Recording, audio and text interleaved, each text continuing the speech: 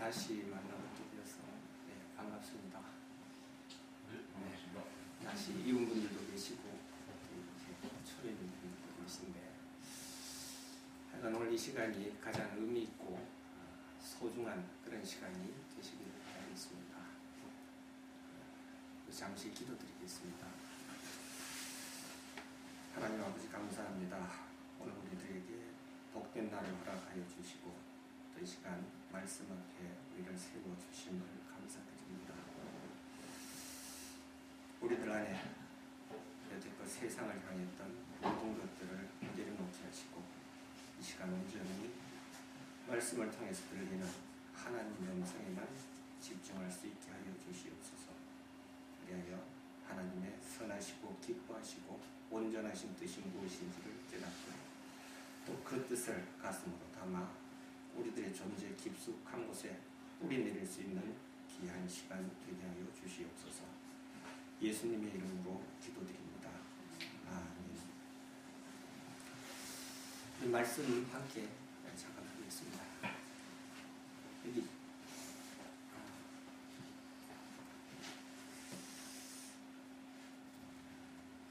저는 이 개역개정판 성경. 네. 예, 제가 읽어드리겠습니다. 사도행전 3장 1절에서 10절까지 말씀입니다.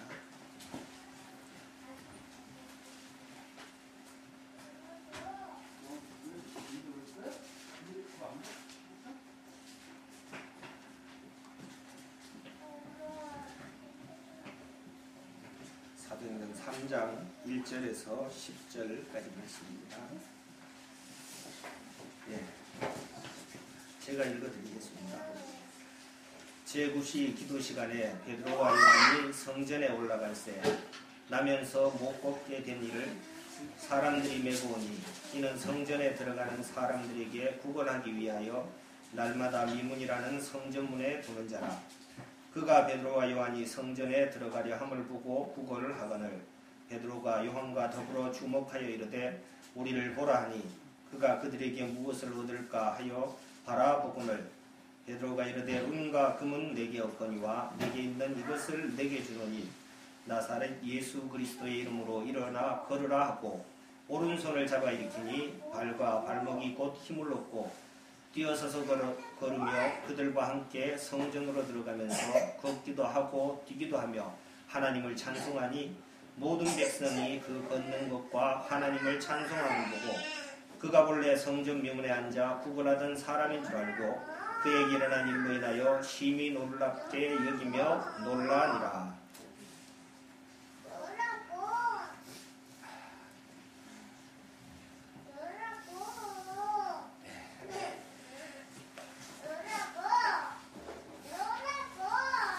예, 우리들 모두는 살아있는 생명체입니다.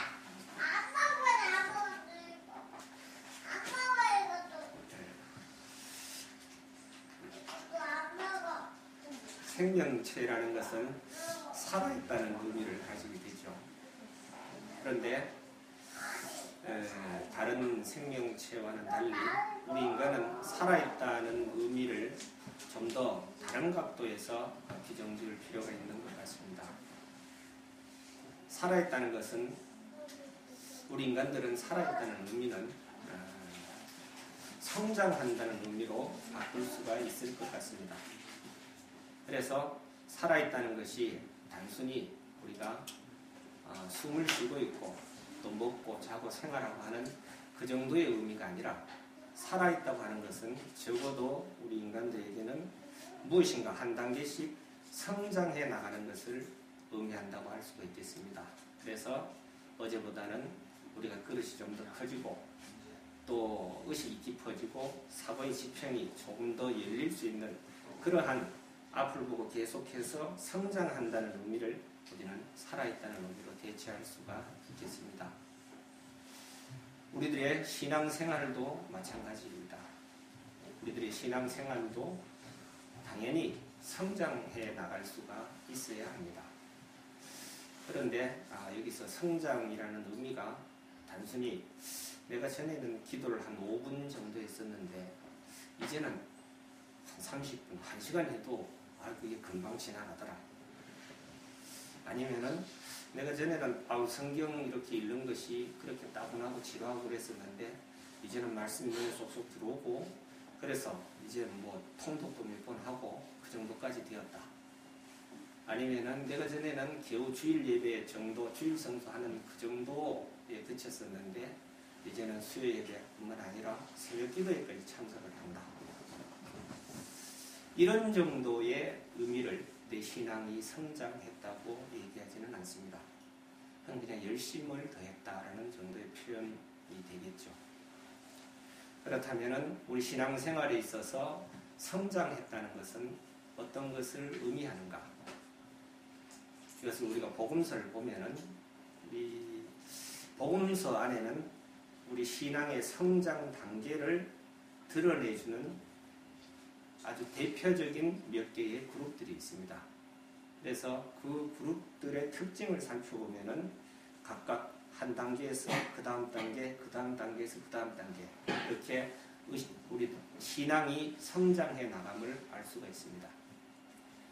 그 복음서에 나타난 그 대표적인 네 가지 그룹은 예수를 중심으로 해서 동심원을 그려나가면은 가장 먼 쪽에 있는 그 집단은 바로 이방인들입니다. 그 다음에 거기에서 한 단계 더 성장한 집단이 바로 무리들입니다. 그 다음 거기보다가 또 한 단계 더 성장한 집단이 바로 제자들입니다.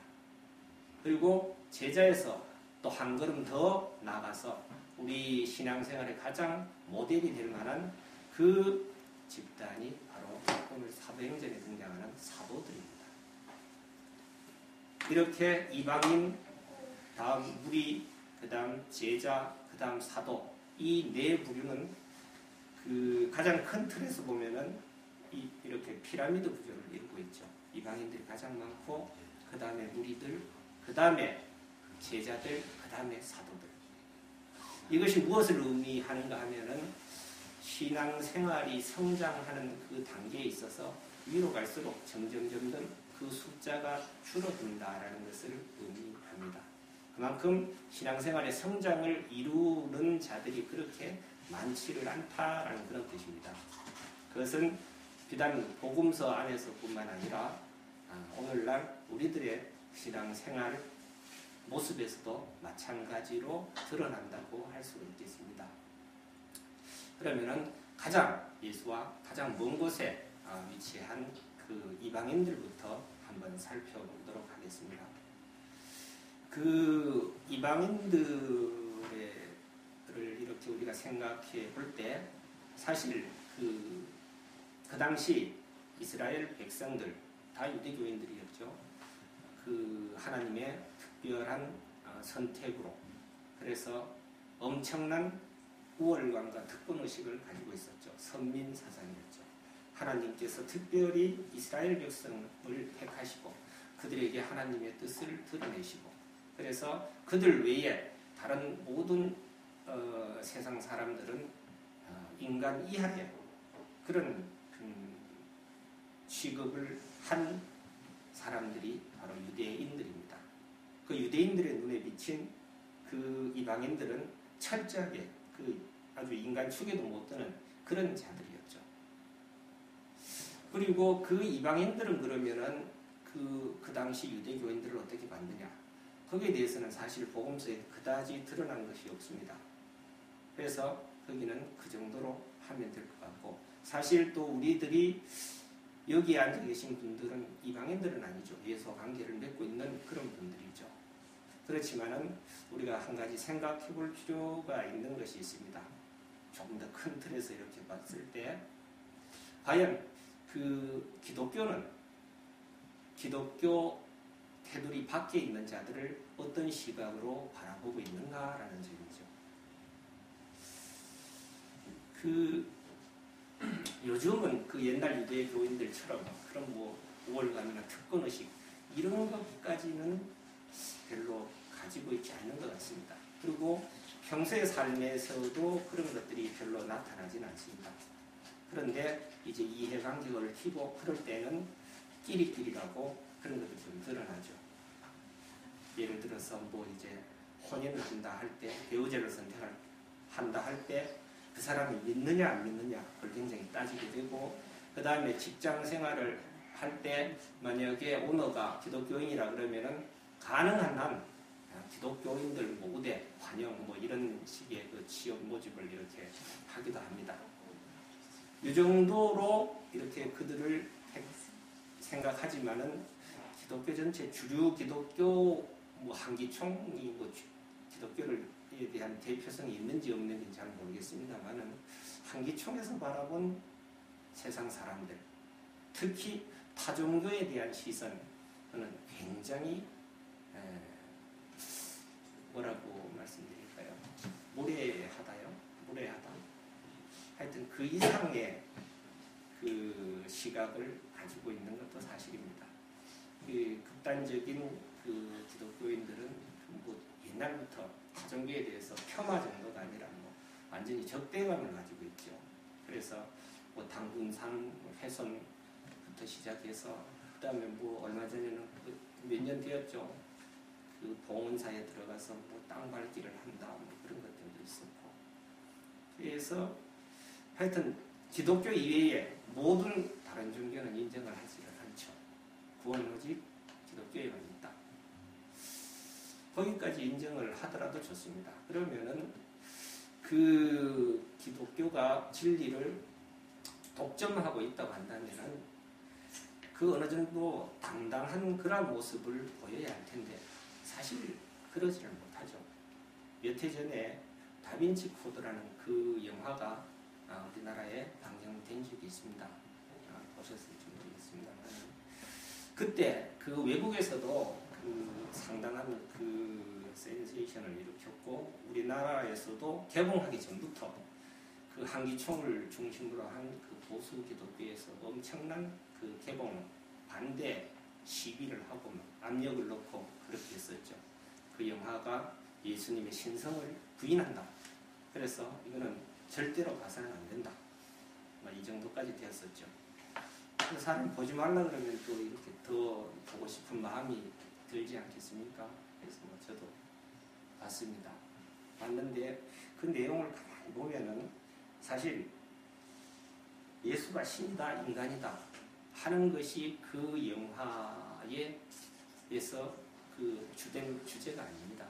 그 영화를 보면은 예수가 신인가 인간인가를 놓고 논쟁하는 사이에 수없이 많은 사람들이 희생되었다라는 것을 그 영화는 극명하게 드러내고 있습니다. 가장 사랑을 담고 있어야 할 기독교가 가장 그 예수가 신임을 증명하는 과정에서 그 반대되는 세력들을 아주 무자비하게 그 죽음으로 몰고 갔다는 그런 내용들을 그래서 이제 부각시키고 있는 거죠.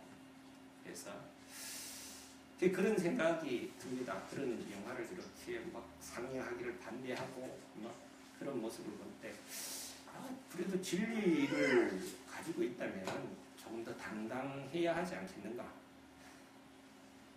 만약에 그들의 표현대로 그 사악한 영화라고 한다면은 그 사악한 영화를 사람들이 봄으로 해서 진리 자체가 흔들린다고 한다면은 그게 과연 진리일 수 있겠는가라는 것을 우리가 다시 한번 생각해보지 않을 수가 없다라는 겁니다. 그 한편의 사악한 영화나 한편의 책이나 뭐 신천지도 좋고 뭐도 좋고 좋습니다. 그 사람들의 감언 이설이 정통 기독교의 진리 자체를 흔들 수가 있다면은 아니 그 흔들 수가 있겠는가? 그걸 흔든다면은 우리가 무엇인가를 다시 한번 생각해 볼 필요가 있다라는 겁니다. 그건 뭐 제가 결론을 내리지는 않겠습니다. 그건 뭐 중요한 것은 아니니까요. 그래서 하여간 우리가 다른 그 이방인들에 대해서 우리 기독교가 조금 더 당당해야 하지 않겠느냐, 또 조금 더 의연해야 하지 않겠는가라는 겁니다. 그 다음에 그러면은 반대로 입장을 바꿔서 세상 사람들은 지금 우리 기독교를 어떤 눈으로 보고 있는가라는 겁니다. 최근에 가장 그 나쁜 표현 중에 하나가 개독교라는 그런 말이 있죠. 어떻게 하다가 기독교가 그렇게까지 됐는지는 모르겠습니다만 그 안에는 여러 가지 의미가 담겨 있겠죠. 너무 독선적이다. 너무 자기들밖에 모른다. 너무 무례하다.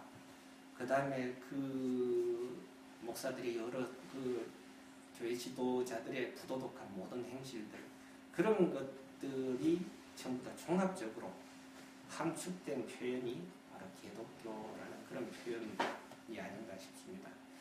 그 정도로 우리 기독교가 현재 그 이방인들 그러니까 세상 사람들 눈에 그렇게 따뜻하게 보이지를 않는다라는 겁니다. 그리고 사실 우리 기독교가 가장 이타적인 집단이 되어야 함에도 불구하고 세상 사람들이 기독교 집단을 바라봤을 때 가장 그 특성 중에 하나로 무엇을 꼽는가 하면은 가장 이기적이다라는 것을 꼽습니다. 개인일 수도 있고 또 집단일 수도 있고 하여간 가장 이기적이다 하는 데는 누구도 그 주저하지를 않는다라는 겁니다. 그래서 여기에 대해서 우리 기독교는 굉장히 반성하고 깊이 생각해 볼 필요가 있다고 할 수 있겠습니다.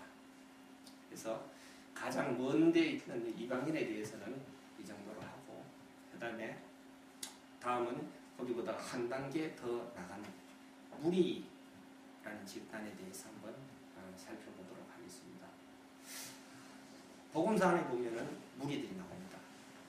예수님 하면 예수님께서 능력이 있고 또 기적을 행하시고 이러니까 그 주변에 수많은 무리들이 따라다닙니다.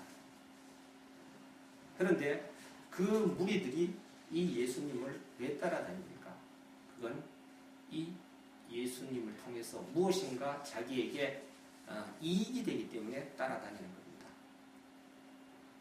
그래서 무엇인가 오병이어의 기적을 행하고 막 이럴 때는 예수님을 막 왕으로 지켜 세우기 위해서 막 몰려듭니다. 그리고 또 예루살렘 성에 입성할 때도 야 이제 세상을 뒤집어 바꾸시는가 보다 해서 호산나 하면서 막 플랜카드 써서 막 붙이고 막 난리를 칩니다. 그러나 그런 예수가 자신들의 그런 소망과는 정반대되게 십자가를 지니까 오히려 조롱을 하고 침을 뱉고 매몰차게 돌아섭니다. 이게 무리들입니다. 그런데 그러면은 오늘날 우리 그 기독교 안에는 그런 무리들이 없는가? 대단히 안타깝습니다만은 이건 제 개인적인 생각이기도 합니다만은 한국 기독교인 중에 90% 이상이 무리들이라고 할 수가 있습니다. 사실 그 무리의 특징은 자기중심적입니다. 이기적이고 자기중심적인 신앙을 가진다고 또 우리 한국 기독교는 이 우리나라에 토착화될 당시부터 첫 단추가 어떻게 보면은 잘못 끼워졌다고 할 수가 있습니다. 우리나라의 전통신앙은 예로부터 뭡니까? 무속신앙입니다. 무속신앙이 우리 한국 정신세계의 주류를 이루는 그런 신앙이죠. 뭐 신앙이라고 해서 그렇게 조직화되지는 않았습니다만은 그래도 그 무속신앙이 우리 모든 우리 한민족의 이 정신세계나 가슴 속에는 거의 다 담겨져 있다고 볼 수가 있습니다. 이런 무속신앙을 기반으로 한 우리 한국인의 종교적 성향에 그 다음에 한국의 기독교가 처음에 이렇게 들어올 때 그 진보적인 성향에 좀 의식이 깨어있고 그런 기독교가 들어온 것은 아니죠. 그게 아니라 굉장히 근본주의적이고 굉장히 보수적인 그러한 기독교가 복음을 가지고 우리나라에 들어왔습니다. 그 보수와 그 다음에 그 무속신앙이 서로 이렇게 융합되어 버린 거죠. 그렇게 돼서 자연스럽게 우리나라는 그 기복신앙 중심의 신앙생활, 복음이 자리 잡기 시작했던 겁니다. 불교도 마찬가지입니다. 원래 불교도 원래 초기 불교에서는 비나이다 하는 것이 없습니다.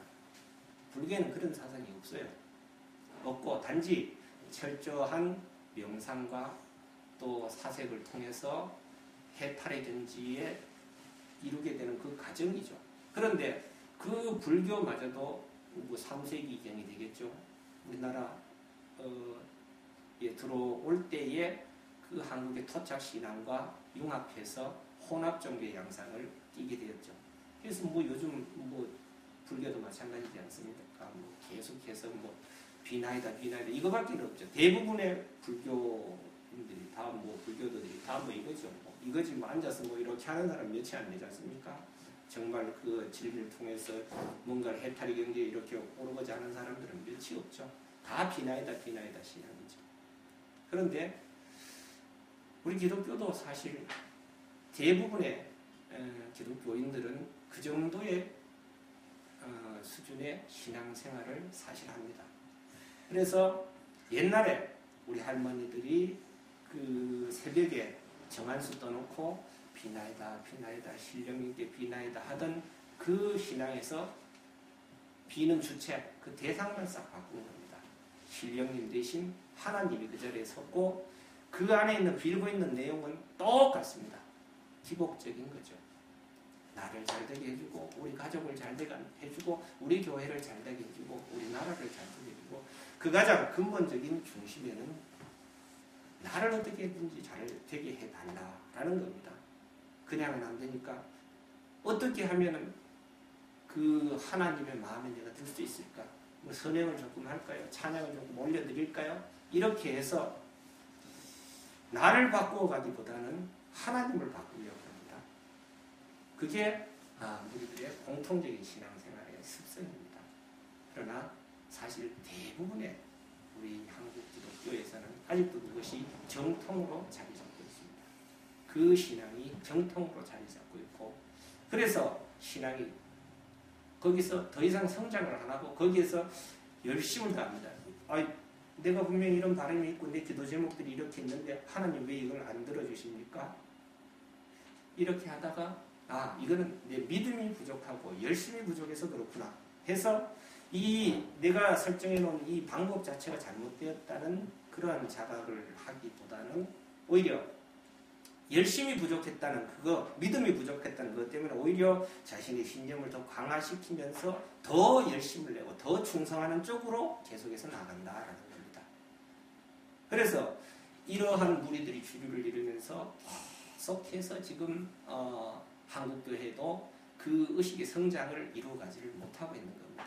그래서 수능 때가 되면 어떻게 됩니까? 그래서 막 나오시는 분들도 또 새벽까지 또 부모님들 다 나옵니다. 부산 부모님들 나오셔가지고 기도를 드립니다.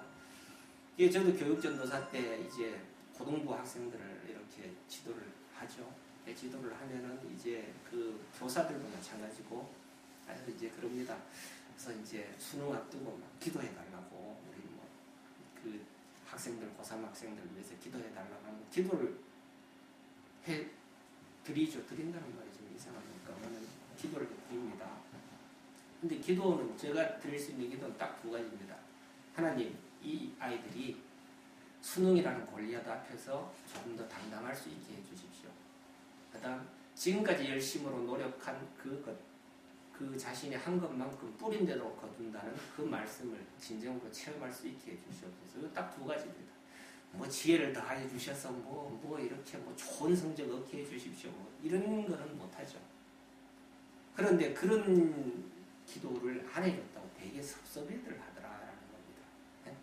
그 어디 가면 덧나나 그런 식으로.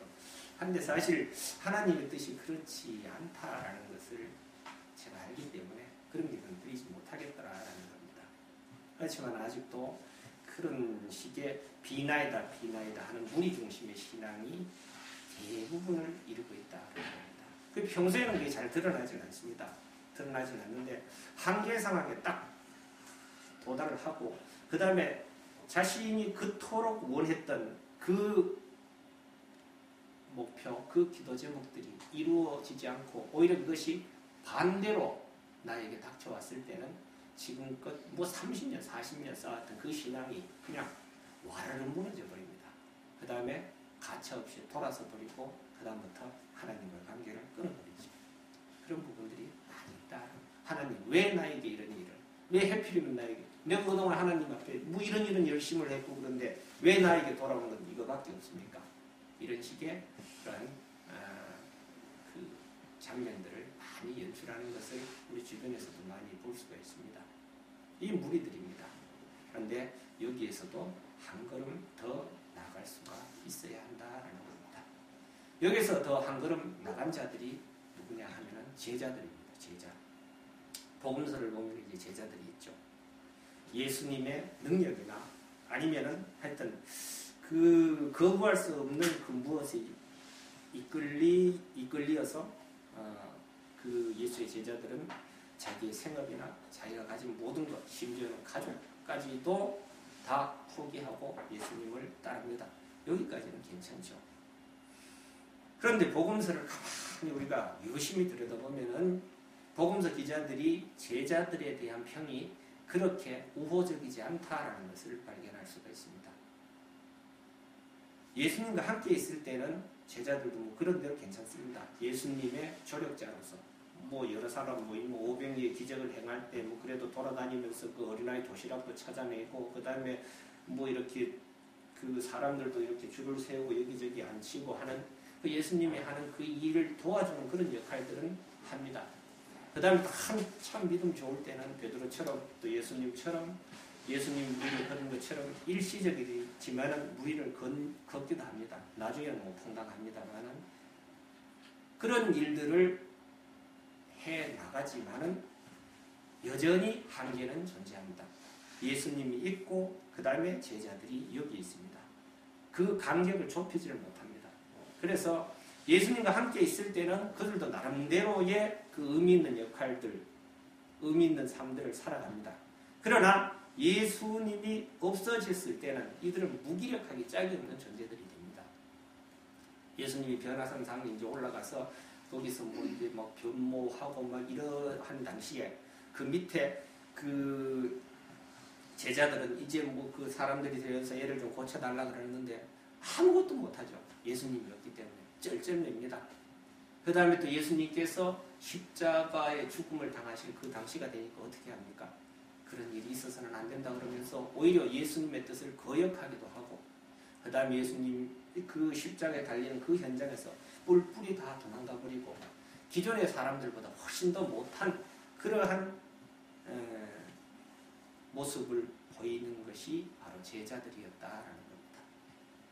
이 제자들을 긍정적인 모습보다는 부정적인 모습으로 우리가 훨씬 더 많이 이렇게 복음서 기자도 분명히 그렇게 기록을 하고 있습니다만은 우리는 어떻게 보면은 오늘날 우리 교회에서는 예수님의 제자 되는 것이 그 신앙생활의 최고의 목표로 삼고 있지 않나라는 그런 생각을 해봅니다. 그래서 제자 훈련도 있고 그 다음에 그 나름대로 뭐 이렇게 그 뽑아서 예수님 가신 그 길을 우리가 따라가야 되고 예수님이 이렇게 하셨으니까 우리도 이렇게 하고 예수님이 이렇게 하셨으니까 우리도 이렇게 해야 되지 않겠나 여기까지다라는 겁니다.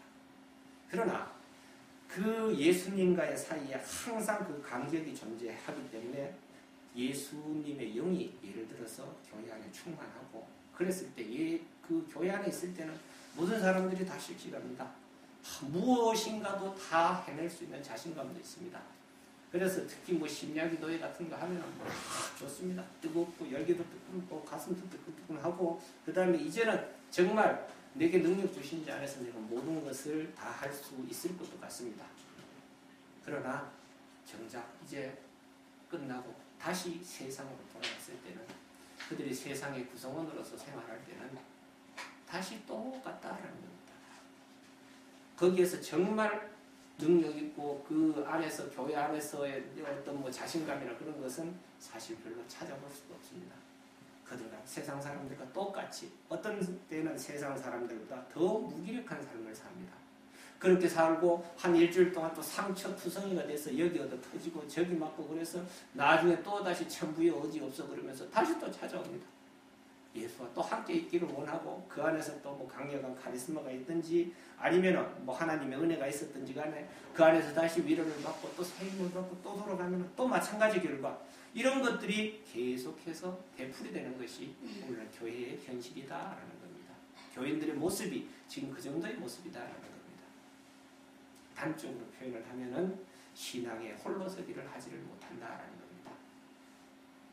바깥에 나가도 어디서나 내가 하나님의 자녀로서 당당하게 굳이 예수님을 떠올리지 않더라도 어떤 돌발 사항이 일어났을 때 하나님의 뜻에 합당한 행동을 그대로 하지를 못하고 다시 어떤 간격이 존재해야 되고 거기서 내가 실수를 하거나 아니면은 잠깐이라도 멈춰서야 하고 그 자리에서 내가 기도를 통해서 하나님 여기에 드러난 하나님의 뜻이 무엇입니까? 라고 다시 찾아야 하고 그래서 모범 답안을 찾는데 시간이 걸리면은 그만큼 내가 고통을 또 받고 그래서 어렵게 나중에 그 문제 자체를 잊어버리거나 아니면 그 문제에 가까운 해답을 얻어서 그때서야 그 상황에 맞는 대처를 하게 된다라는 겁니다.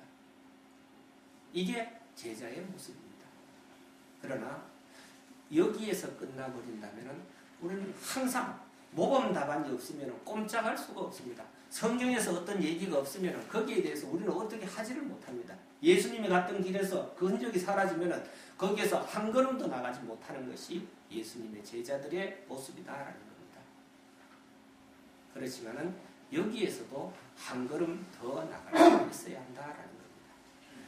그 제자들의 모습에서 한 걸음 더 나가서 진정으로 우리 신앙생활의 가장 이상적인 모델이 될 수 있는 그 그룹이 바로 오늘 본문에 등장하는 사도들입니다.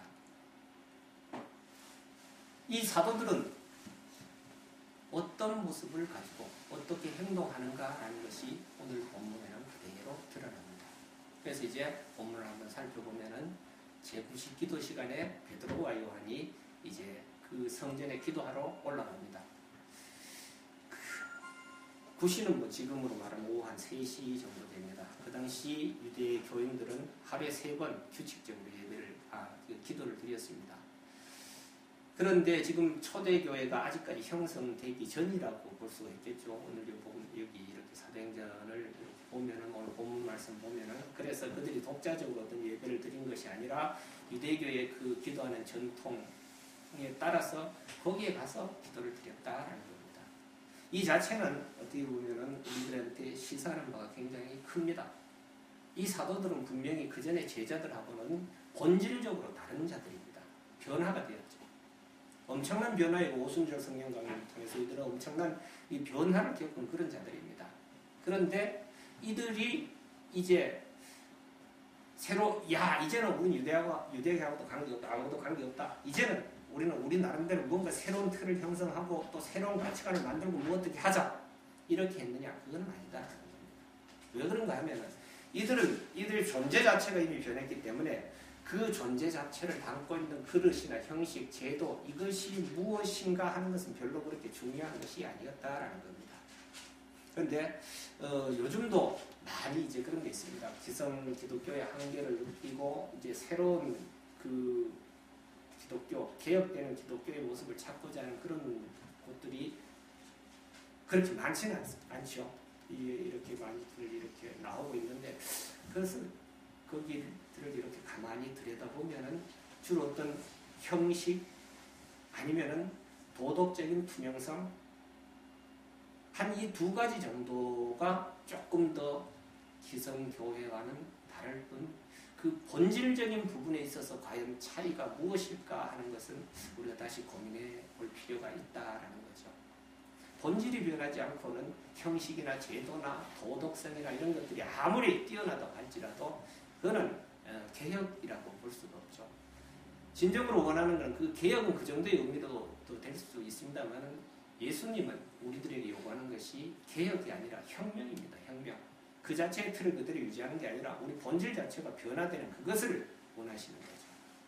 그래서 항상 우리가 기억을 해야 될 것은 가장 중요한 무엇을 담고 있느냐가 중요하지 무엇을 담는 그 그릇의 모양을 어떻게 할 것인가 이것이 중요한 것은 아니다.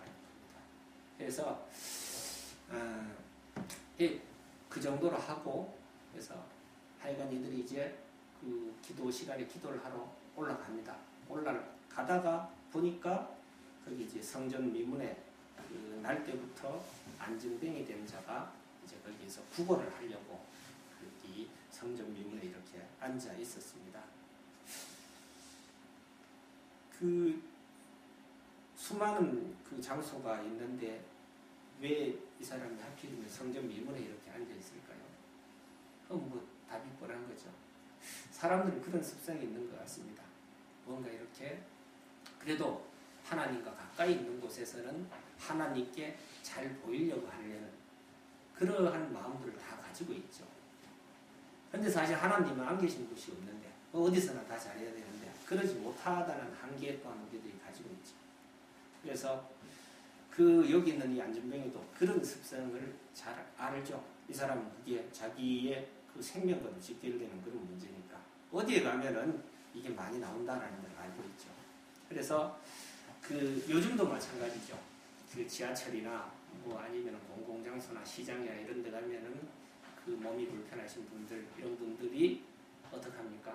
이렇게 녹음기 같은 거 틀어놓고 아니면 하모니카를 뭐 이렇게 연주를 하고 그런 거 보면은 거기에서 흘러나오는 음악은 다 찬송가들입니다. 찬송가들.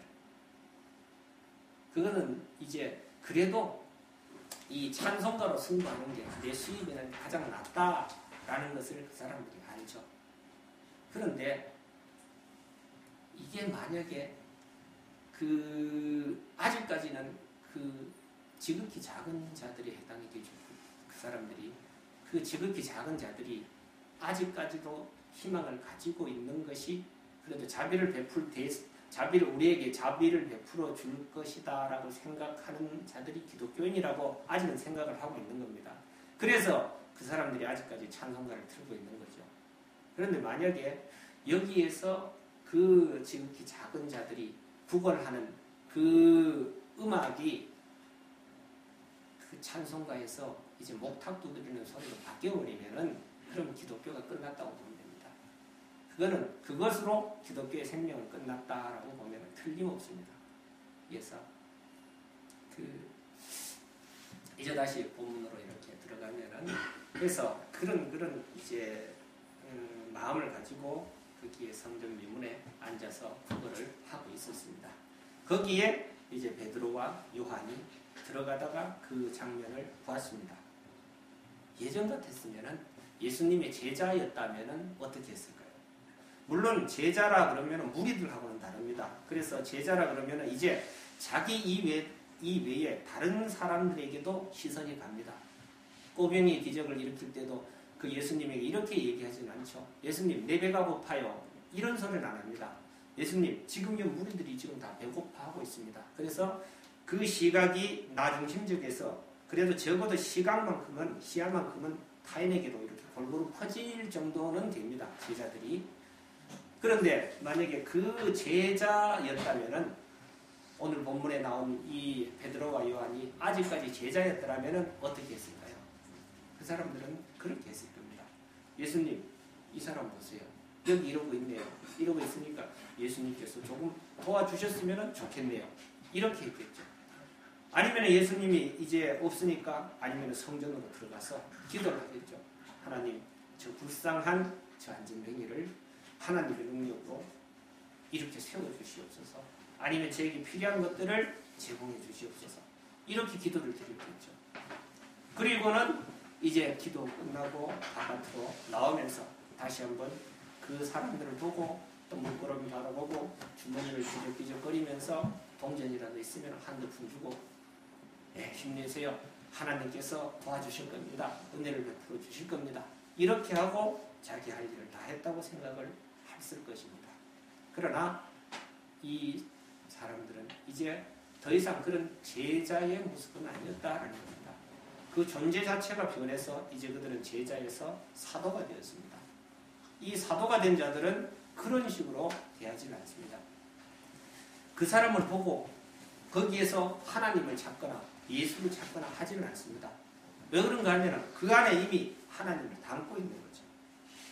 예수 그리스도의 영이 이미 그 안에 있는 겁니다. 그래서 그 전에 예수가 하던 그 일을 사도들이 직접 합니다. 자신이 가진 능력을 내게 있는 것을 그대로 내게 준다라는 겁니다. 자기가 가지고 있는 것을 그들에게 나누어 주는 것. 이것이 바로 사도들이다라는 겁니다. 거기에 어떤 중간에 매개체가 아무것도 없습니다. 자기는 단순히 그냥 이것을 전해주는 그 수단이 되는 것이 아니라 자기가 직접 하나님 일을 한다라는 겁니다. 이게 제자와 사도의 근본적인 차이입니다. 제자들은 모든 것을 예수님이 해주기를 바랍니다. 그러나 사도들은 예수님에게 해주기를 바라는 게 아니라 예수님이 하던 그 일을 직접 하는 자들입니다. 이게 바로 사도들입니다. 이게 사도의 가장 큰 특징입니다. 그래서 내게 지금 금과 은은 내가 주머니 보니까 없다. 그렇지만 내게 있는 건 내게 준다. 내게 있는 것을 내게 준다라는 겁니다. 그래서 나사렛 예수 그리스도의 이름으로 일어나 걸으라 하니까 거기에 자기가 그런 능력을 담고 있었기 때문에 그 능력을 통해서 그들은 그 안진뱅이는 치유를 받았다라는 겁니다. 내게 가지고 있는 것을 준다. 이게 바로 사도의 모습입니다. 그 안에 자기 자신을 이미 온전히 비웠습니다. 이것이 자기의 물론 의도된 것은 아니었고 더 큰 틀에서 본다면은 그 하나님의 계획이었다고 볼 수가 있겠죠. 처음에 예수님과 함께 하면서 그들은 그 예수님 없으면 죽고 못 사는 그러한 상황이 됐다가 모든 것을 예수님께 의지하고 의존했었는데 그런 예수가 사라져버렸습니다. 십자가에서 죽음을 당하고 그 다음에 부활해서 잠깐 조금 언뜻 모습을 비치더니만은 다시 하늘로 올라가 버렸습니다. 그리고 그들에게 무엇인가 올라갈 때 이만큼씩 떼어주고 갔느냐? 아무것도 없었습니다. 그들에게 남겨준 것은 주변에서 다시 그들을 죽이려고 하는 그 위협밖에는 그 주변에 존재하는 것이 없었다라는 겁니다. 그래서 이 사람들은 거기에서 골방을 찾을 수밖에 없었고 이제는 자기가 모든 것을 다 내려놓고 예수를 따랐고 오직 예수를 통해서만 무언가를 얻으려고 했는데 그 예수마저도 이제 사라져버리고 아무것도 남은 것이 없었습니다. 어떻게 보면 나의 모든 것을 포기하고 오직 예수만을 쫓았는데 그 예수도 사라져버렸다라는 겁니다.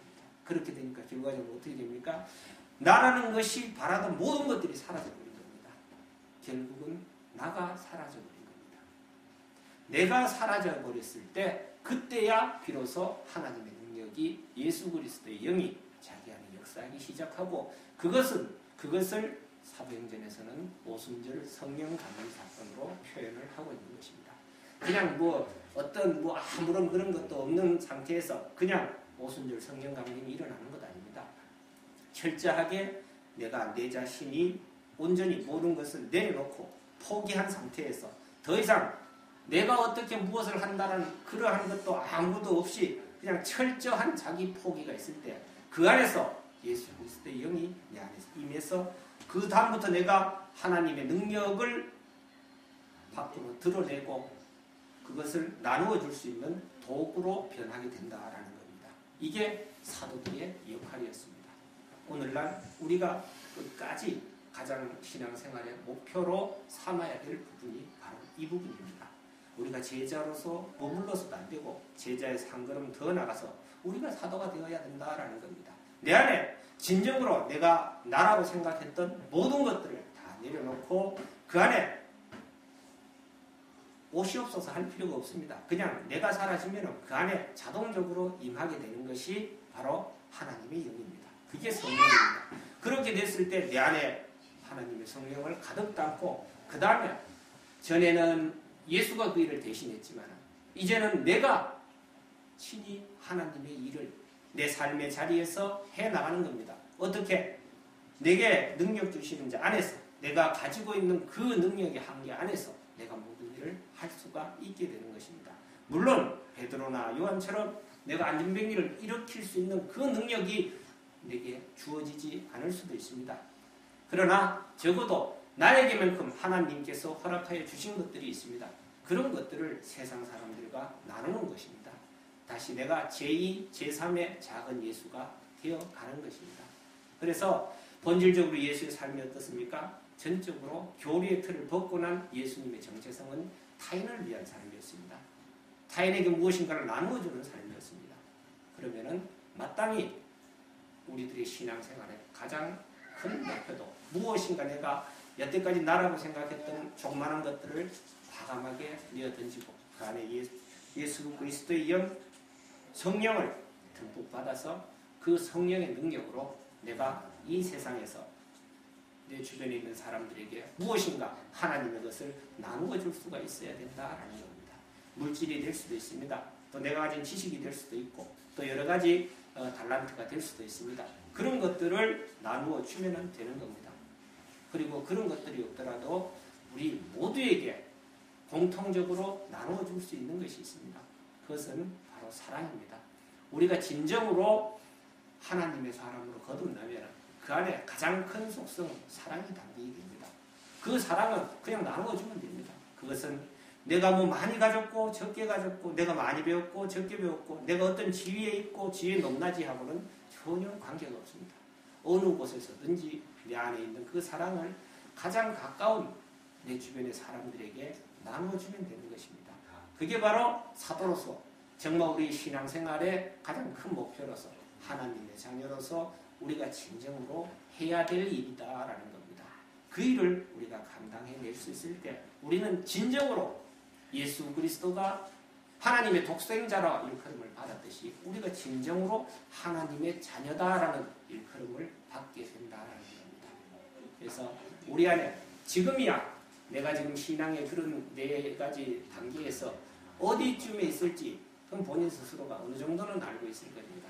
그러나 한 단계 한 단계씩 더 성장해 나갈 수가 있어야 한다. 그래서 궁극적으로 내 안에 있는 모든 것들을 내려놓고 죽음이라는 게 뭡니까? 결국은 내가 포기하지 못한 것을 하나님께서 포기케 하는 것이 죽음입니다. 내가 죽기 전에 내 스스로 먼저 죽을 수 있는 자가 진정으로 하나님의 자녀되고 그 안에 하나님의 영을 담고 하나님께서 하시는 그 일을 할 수 있는 자가 되는 것입니다. 그래서 우리들 안에 있는 것들을 말끔히 내려놓고 그 안에 하나님을 담고서 우리가 살아가는 이 세상에서 하나님이 없다고 하는 이 세상에서 하나님의 능력의 도구가 되어서 하나님의 일을 우리 모두 다 할 수 있게 되기를 간절히 바라겠습니다. 네, 기도드리겠습니다. 하나님 아버지 오늘 말씀을 통해서 신앙생활의 우리들의 모습을 다시 한번 살펴볼 수 있게 하여 주심을 감사드립니다. 대부분이 무리로서 만족하고 있는 이 현실 속에서 우리가 한 걸음씩 더 나갈 수 있게 하여 주시옵소서.